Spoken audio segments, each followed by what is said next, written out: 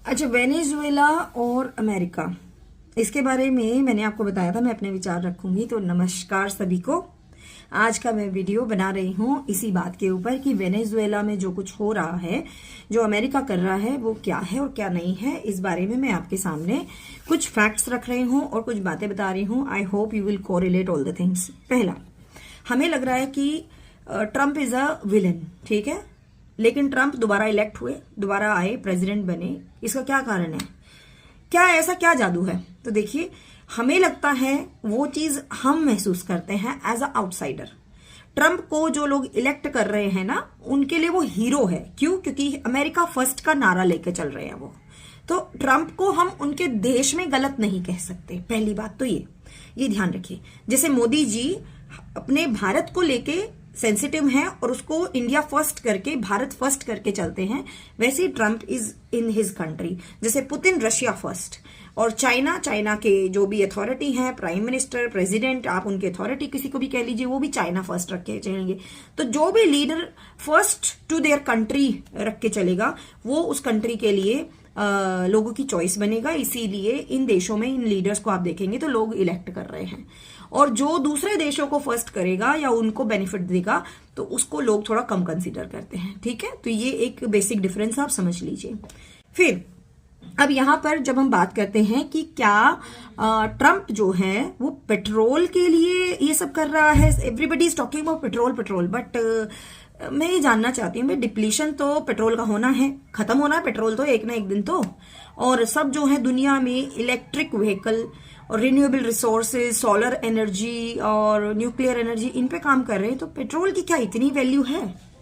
I doubt नहीं है।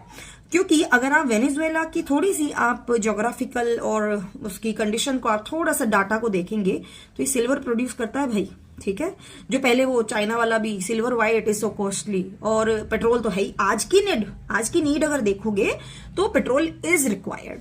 ऐसा नहीं है कि पेट्रोल डिमांड में नहीं है। आज की नीड प्लस फ्यूचर की नीड्स, ये दोनों चीजें देख के अमेरिका ने स्टेप लिए हैं। और ये सिर्फ यहां पर नहीं है, इराक को भूल गए, सद्दाम हुसैन। ठीक है, तो जहां भी अमेरिका को लगता है कि मेरी पॉलिसीज के खिलाफ कोई जाने वाला है वर्ल्ड में और मैं उसको कंट्रोल कर सकता हूं, तो पहले उसको लोन दिए जाएंगे, पैसा दिया जाएगा, इंटरवीन किया जाएगा, फेक नैरेटिव सेट किया जाएगा, उसके दुश्मन को या उसके अपोनेंट को या उस सरकार को जो उस देश में है, उसके अपोजिट वाले को अच्छा दिखाया जाएगा, भला आदमी भी दिखाया जाएगा। Then the things comes like, इसी तरह से स्टोरी चलती है भाई। ठीक है, तो it's not so simple as it look like कि उसने अटैक कर दिया, उसने किडनैप कर लिया, वो हो गया। नहीं, इतना सिंपल वर्ल्ड डिप्लोमेसी नहीं होती है। ओके, इसमें क्या था कि जब भी डी डॉलराइजेशन होगा, यानी कोई भी कंट्री जो डॉलर को चैलेंज बनाएगी या उसको हटाने की कोशिश करेगी, जैसे ब्रिक्स है, ब्रिक्स का ग्रुप जो है वो अमेरिका के लिए एक थ्रेट है। तो वो नहीं चाहता कि ब्रिक्स का कोई भी ग्रुप मेंबर स्ट्रांग बन जाए। उसमें इंडिया, चाइना, ये लोग भी आते हैं। ठीक है, इस सर्कल में ब्रिक्स में स्पेशली इंडिया को वो पसंद नहीं करेंगे। ठीक है, लेकिन क्योंकि Indian every second employ in the world, आप इंडियन है वहां पे, तो इंडियंस को हटाना इतना आसान नहीं है। फिर China is also a challenge. ठीक है, तो क्योंकि चाइना जो है अपनी करेंसी में डील करता है, और ये जितनी कंट्रीज जो डॉलर के खिलाफ खड़ी हुई, उन सबको बारी बारी अमेरिका ने रास्ते से हटा दिया। ठीक है, दूसरा, अगर आप ध्यान दोगे तो अमेरिका का एक मेंटेलिटी ये भी है कि सुपर पावर बने रहना है। पहले इसका रशिया के साथ चला था कोल्ड वॉर। ठीक है, तो ये क्या करता था, अच्छा ये कंट्री रशिया की साइड है, भारत रशिया की साइड है, तो पाकिस्तान के साथ फ्रेंडली हो जाता हूं मैं।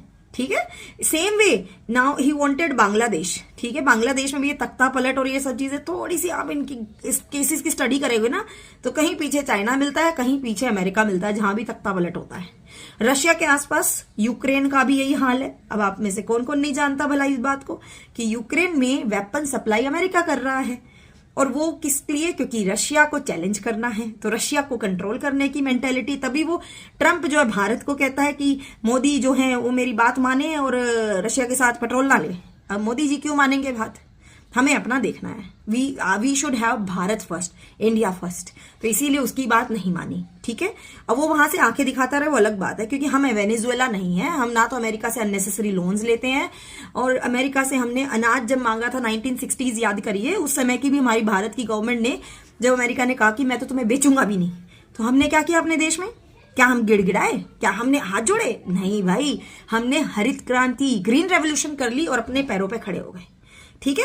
तो ये भारत की नीति है, और आज के समय में तो भारत और ज्यादा स्ट्रांग है। क्यों हाथ जोड़ेगा, क्यों उसके सामने गिड़गिड़ाएगा? और वर्ल्ड बैंक भी हमारे ऊपर कोई एहसान नहीं करता। हम वो कंट्री आज के समय में जो अफ्रीका के नेशंस को फ्री वैक्सीन बांट देते हैं, ठीक है। तो भाई अमेरिका के लिए तो हम चैलेंज हैं ही, दूसरा हम चाइना के लिए भी चैलेंज है, दोनों कंट्रीज। अब इन फ्यूचर, आज के समय से लेके इन फ्यूचर ये चल रहा है cold war between America and China. तो जहां जहां चाइना का आपको इंटरवीन मिलेगा, जहां जहां आपको लगेगा चाइना रिसोर्स ले सकता है, कोई डील हो रही है, वहीं पर ट्रंप आपको दिखेंगे, और क्विकली आपको दिखेगा अमेरिका वहां इन्वेड करता हुआ। तो ये वेनेजुएला के साथ हुआ। वेनेजुएला में वहां पर एक तो करेंसी उसको जो है बिल्कुल खराब कर दिया, एक्स्ट्रा लोन, सब्सिडीज, मुफ्तखोरी, इन सब से ये अमेरिका ने किया है। जो हमारे यहाँ पे इंडिया में भी मुफ्तखोरी, सब्सिडीज मांगी जाती है ना, ये सब का नतीजा यही होता जो वेनेजुएला का हुआ। तो वेनेजुएला में जो राष्ट्रपति बने, उन्होंने ऐशो आराम के जीवन जिया। अब उनकी जो अपोजिट लीडर थी, उसका नाम आप सर्च करना, मैं स्क्रीन पे यहां डाल दूंगी, ठीक है। राष्ट्रपति का नाम भी, उनके अपोनेंट का नाम भी। अभी जब ट्रंप का चल रहा था ना पीछे कि मुझे नोबेल पुरस्कार दो, मुझे मैंने इतना वेलफेयर किया, मैं तो दुनिया में शांति लाया, ये उस लेडी को मिला जो वेनेजुएला की राष्ट्रपति के अपोनेंट है। तो क्या सेट किया? वोट चोरी, फेक नैरेटिव। अरे ये राष्ट्रपति गंदा है, जो कि बना भी ये अमेरिका की हेल्प से था, फिर ये गंदा कैसे हो गया सडनली? क्यों? क्योंकि शायद कोई बात नहीं मानी होगी, तो भाई लो। तो ये इंटरवीन करता है अमेरिका इस तरीके से। सिर्फ ये नहीं, ये एक अकेला एग्जाम्पल नहीं है, आप पीछे कई कंट्रीज का एग्जाम्पल उठा के देख सकते हैं। अमेरिका ने बहुत कंट्रीज के अंदर ऐसे इंटरफेयर किया, और साउथ अमेरिका क्योंकि उसका एक तरह से आंगन है, उसका नेबर है, नेबरहुड में वो तो किसी को भी एंटर नहीं करने देगा, ना तो रशिया को ना चाइना को। तो चाइना और रशिया में से चाइना बहुत एक्टिव हो गया था साउदर्न अमेरिका में। तो साउथ अमेरिका में एक्टिव होने से क्या हुआ कि उसने उन कंट्रीज को टारगेट किया जो जो चाइना को डील्स दे रही हैं। तो वेनेजुएला ने दी, तो ये हुआ। और वहां पे वोट चोरी, बैड पर्सन, मिसमैनेजमेंट, करप्शन, जो हमारे देश में चलता है ना, ये perception, bad person, bad government, vote चोरी, ये जो नैरेटिव्स हैं वो वेनेजुएला में चलाए गए। लोगों को यकीन दिलाया गया कि ऐसा है, और लोगों ने यकीन कर लिया, क्योंकि डेस्परेट है ना वहां पे लोग इस टाइम। भुखमरी है, डॉलर का वहां पे मतलब वो रेट उनकी करेंसी का एकदम उड़ चुका है, किलो के भाव में करेंसी। वो लोग वहां के ना ऐसे हताश हो चुके हैं, निराश हो चुके हैं। तो उनके सामने जो उनको नैरेटिव परोसना है परोस दो, ये चीज चल रही है वहां पे। हमारे देश में क्यों नहीं हो पाता ऐसा? क्योंकि भाई हम लोग जो हैं वो एक डेमोक्रेसी सिर्फ दिखावे की नहीं प्रैक्टिस करते हैं। हमारे यहाँ वोट चोरी कह लो कितना, लेकिन उसी सिस्टम से अपोजिशन के लीडर जीत रहे हैं, उसी सिस्टम से गवर्नमेंट बन रही है, तो वोट चोरी तो कैसे हो सकता है बताओ? प्रियंका गांधी इसी वोटिंग मशीन से जीत रही है, राहुल गांधी इसी वोटिंग मशीन से जीत रहे हैं, और गवर्नमेंट बनाने वाले मोदी जी, अमित शाह जी, ये भी इसी वोटिंग मशीन से जीत रहे हैं। तो अगर ये जीत रहे हैं और ये भी जीत रहे हैं, तो वोट चोरी हो कैसे सकता है? फिर तो इसमें से कोई भी नहीं जीतता ना। सारी की सारी जो है वो, आपको लगता है थर्ड टर्म में जो है वो इतनी कम सीटें आती, वोट चोरी होती तो 400 के पार नहीं हो जाता है ना? तो ये वोट चोरी तो फेक नैरेटिव है, ये हम लोगों को समझ में आता है, लेकिन वेनेजुएला के लोगों में नहीं इतनी समझ। और वेनेजुएला के लोग इस माइंडसेट से डेस्परेट होके वो अपने राष्ट्रपति को गलत मानते हैं। फिर क्या हुआ कि अमेरिका ने वहां से किडनैपिंग कर ली। अब उस किडनैपिंग में लोग, आधे लोग जो ऐसे जश्न मना रहे हैं कि पता नहीं क्या मिल गया, लेकिन वो ये भूल गए ये वो मुफ्तखोरी की आदत है जो अमेरिका ने लगाई। और अब इसके बदले क्या होगा? वहां के जो रिसोर्सेज हैं, चांदी निकलती है, पेट्रोल निकलता है। पेट्रोल वहां का वेनेजुएला का ना थोड़ा हैवी है, तो उसको रिफाइन करने में थोड़ा सा ज्यादा मशीनरी लगती है। तो वो सारे के सारे अब कौन यूज करेगा? अमेरिका, ठीक है। तो रिसोर्सेज, और सिर्फ ये नहीं, और भी बहुत सारी वहां पे धातुएं हैं। ये साउथ अमेरिका पूरा का पूरा मेटल से भरा हुआ है। मैग्नीज ले लो, जिंक ले लो, सब कुछ है वहां पे। ये सारे हाईएस्ट प्रोड्यूसर हैं साउथ अमेरिका। तो आप इन वेनेजुएला का चार्ट यहाँ पर प्रोड्यूसर्स का देखोगे ना, तो क्या क्या धातु निकलती है वहां, मतलब एंडलेस है लिस्ट, और बल्क में निकलती है। तो और 2026 की चाइना की पॉलिसी आपने देख ही ली होगी, वो लगा चुके हैं, एक सैंक्शन कर चुके हैं, रोक की चांदी अब एक्सपोर्ट नहीं होगी। तो अब यहाँ से उनको पेट्रोल भी कंट्रोल में मिल गया यूएसए को, वेनेजुएला का सिल्वर भी हो गया और बाकी मेटल्स भी, क्योंकि इन फ्यूचर जो है वो आफ्टर एआई का जमाना होगा, साथ ही साथ इलेक्ट्रॉनिक गैजेट्स का होगा, जिसमें कि रिन्यूएबल बैटरीज होंगी और जिसमें कि रिन्यूएबल रिसोर्सेज होंगे और मेटल्स का जोर रहेगा। तो ये सब चीजें फ्यूचर को देख के कंट्रोल करी गई। सद्दाम हुसैन को जब किया गया था तब petrol was the most demanded one. अब पेट्रोल धीरे धीरे कम हो जाएगा, बाकी रिसोर्सेज को यूज किया जाएगा। This is how the world is actually. Gaddafi भी उसमें से एक केस है, गद्दाफी भी आप सर्च कर सकते हैं, वो भी अमेरिका ने कंट्रोल किया था। तो पहला डी डॉलराइजेशन जब भी होगा तो अमेरिका ऐसा उस कंट्री के साथ, अभी रिसेंट वो हो रहा है ग्रीनलैंड को लेके भी हो रहा है कि ग्रीनलैंड जो है वो अगर ब्रिक्स की तरफ गया या फिर अमेरिका के खिलाफ गया तो America is going to control. तो अमेरिका चाह रहा है, Trump is now moving towards Greenland. Greenland छोटा दिखता पर ये बहुत बड़ा है, और ग्रीनलैंड का जो वहां लोकल अथॉरिटी है वो मना कर रही है, लेकिन भाई अमेरिका है, he can do all this nonsense and he can showcase his power. ठीक है, तो this is how it is working. तो यहाँ पे पहला डी डॉलराइजेशन जब भी होगा तो अमेरिका इस तरह की जो कंट्रोलिंग कमांड्स देता है, काम करता है। दूसरा, जब भी उसको रिसोर्सेज की जरूरत है, अब कर्जा तो अमेरिका के ऊपर भाई ट्रम्प भाई साहब के ऊपर जो है वो बिलियन ट्रिलियन का है, कहां से पूरा करेंगे तो दूसरों के रिसोर्स से। तो ये एक तरह से खुले आंख और लीगल तरीके से इंटरनेशनल लॉज को जूते की नोक पे रख के अपने कर्जे हटाए जाएंगे by using these resources of these countries. ठीक है, पेट्रोल है, मेटल्स है, वहां का रिन्यूएबल रिसोर्स है, सब कुछ। ठीक है, उसके बाद जब आपका कहीं पर भी कोई कंट्री को लगता है कि मेरी पावर कम है और दूसरा एक ग्रुप बन गया है पावरफुल, उसके सामने यानी अब दूसरे की लाइन छोटी, अपनी लाइन लंबी करने के लिए दूसरे के सामने इस तरीके से एक पावर प्ले करना, ये भी रहता है। तो इस तरीके से जैसे ब्रिक्स अब बहुत स्ट्रांग होता जा रहा है, और चाइना तो भाई इनकी यूट्यूब वगैरह कुछ यूज करता नहीं है, तो वो कंट्रोल करने के लिए उसको they wanted to create the physical control, तो ये भी चीज रहती है। एंड उसके बाद Trump is like fake narrative, और शायद उनको पीस नोबेल प्राइज की अभी भी इच्छा है। वैसे नोबेल प्राइज वगैरह ये किसी हिसाब के मुझे लगते नहीं है, क्योंकि ये ऐसे ऐसे लोगों को दिए जाते हैं जिनका की कंट्रीब्यूशन जीरो होता है, और एवं ही दे दिए जाते हैं। क्यों? क्योंकि भाई हर जगह पॉलिटिक्स है, हर जगह मनी का चक्कर है, और हर जगह जिसका भी आशीर्वाद ऊपर रहेगा पावरफुल का, तो आपको पीस नोबेल प्राइज वगैरह मिल जाते हैं। वरना आपको ऐसे ऐसे लोगों को पीस नोबेल प्राइज मिलते हुए आप सर्च कर सकते हैं, लिस्ट निकाल सकते हैं, जिन्होंने जीवन में कभी नहीं किया, इवन टेररिस्टों को भी जो है वो सपोर्ट किया हो, और उनको पीस प्राइज मिल जाते हैं। तो this is how it is actually कि अमेरिका वेनेजुएला को यूज कर रहा है। वेनेजुएला में ये सिचुएशन नहीं है जहां पर डेमोक्रेटिक सेटअप है, लोग इलेक्ट कर रहे हैं, लेकिन फेक नैरेटिव से हमें बचना चाहिए। और इस तरह की सिचुएशन आ जाती है अगर हम अपने कंट्री के अपने लीडर पे भरोसा ना करके बाहर वाले पे करेंगे तो। ठीक है, ये जो हमारे देश में फेक नैरेटिव होता है ना, वोट चोरी, और राहुल गांधी जाके बाहर ये कहते हैं कि इंटरवीन करो, ये सीरियस थ्रेट है।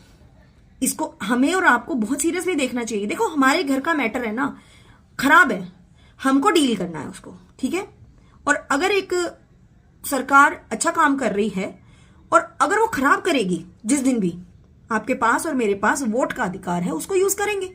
और जो लोग वोट चोरी का गाना गाते हैं उनको प्लीज ये क्लैरिटी जरूर देनी चाहिए, अगर वोट चोरी की बात होती तो जो मेन लीडर है ना, राहुल गांधी, प्रियंका गांधी, सोनिया गांधी, खड़गे जी, और भी उद्धव ठाकरे हैं, राज ठाकरे हैं, अखिलेश यादव हैं, केजरीवाल है, मतलब ये आप जितने भी आप मेन लीडर्स का, ममता बनर्जी रही भाई, तो आपको लगता है इनकी कभी भी किसी स्टेट में गवर्नमेंट बनाने देती, सेंट्रल गवर्नमेंट, या कहीं तो कि एनडीए या बीजेपी, क्या वोट चोरी मतलब होने देती कि जाओ तुम बना लो, कोई बात नहीं।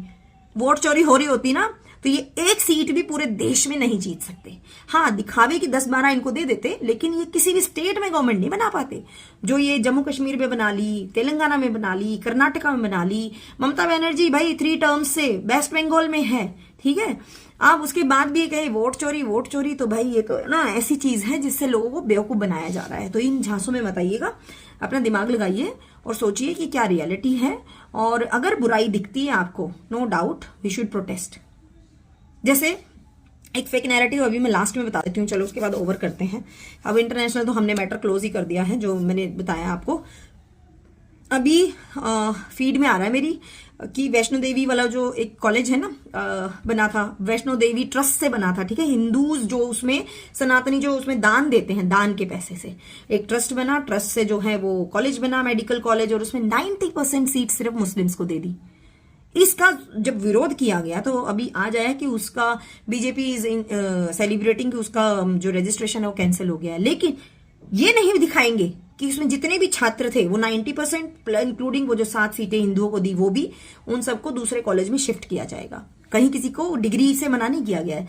लेकिन ये चीटिंग है, ये धोखाधड़ी है कि भाई अगर आपको ऐसा लगता है कि आपको सारे स्टूडेंट्स मुस्लिम ही देने हैं तो कोई बात नहीं, आप दीजिए, बट उस इंस्टीट्यूट को या तो गवर्नमेंट पैसा दे या फिर कोई मस्जिद से आए, ठीक है, और चंदे का पैसे से करिए। क्योंकि ये जो कॉलेज बना था ये हिंदुओं के चंदे से बना था और ये लिटरली एक रिलीजियस ट्रस्ट से बना हुआ है। तो रिलीजियस ट्रस्ट में तो रिलीजन बेसिस पे ही आपको रखना चाहिए, ना कि सो कॉल्ड फेक सेक्युलरिज्म। तो I hope now it is much clear and comments में बताइएगा कि आपको ये थॉट्स मेरे कैसे लगे।